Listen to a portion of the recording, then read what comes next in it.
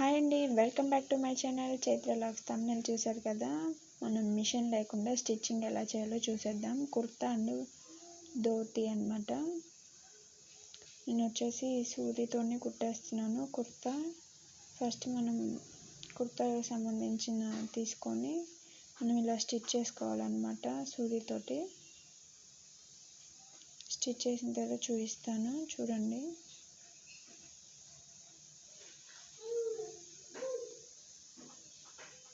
అయితే అయిపోయిందనమాట. నెక్ అనేది స్టిచ్ చేశాను, చూసేసేయండి. ఇప్పుడు వచ్చేసి కుర్తా మొత్తం చూపించట్లేదు, కుట్టేది లెంత్ అయిపోతుంది వీడియో అనేసి. ఇప్పుడైతే అయిపోయింది స్టిచ్చింగ్, చూడండి.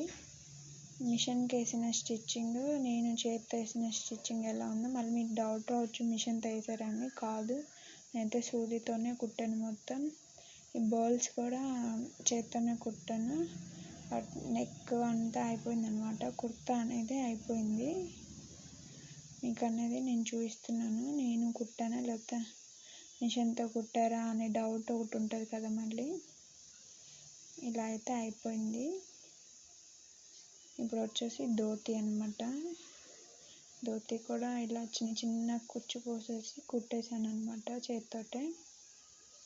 బట్ దీనికి మళ్ళీ పైన ఇప్పుడు కుర్తా అయితే ఇలా అయిపోయింది. ఉల్టా తిప్పేసాను, చూసేయండి. ఇలా ఉంది అవుట్ఫిట్ అనమాట ఇది.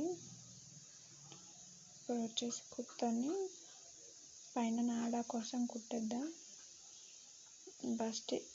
ఫస్ట్ ఇలా జాయింట్ చేసేసుకొని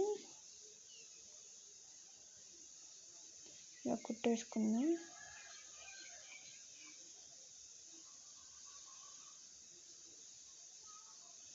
ఎవరైనా కుట్టుకోవచ్చు, కాబట్టి కొంచెం ఓపికగా కూర్చొని కుట్టుకుంటే అయిపోతుంది అనమాట.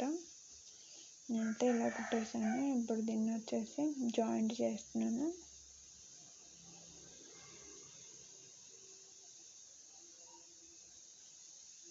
నాకైతే స్టిచ్ చేసే మిషన్ ఉంది, కానీ నేను ఇప్పుడు కుట్టకూడదు కాబట్టి నేను చేతితో చూపిస్తున్నాను అనమాట. మీరు కూడా ఒకసారి ట్రై చేయండి. ఫినిషింగ్ మాత్రం బాగా వస్తుంది, బట్ మనం ఓపికగా కూర్చొని ట్రై చేయాలి.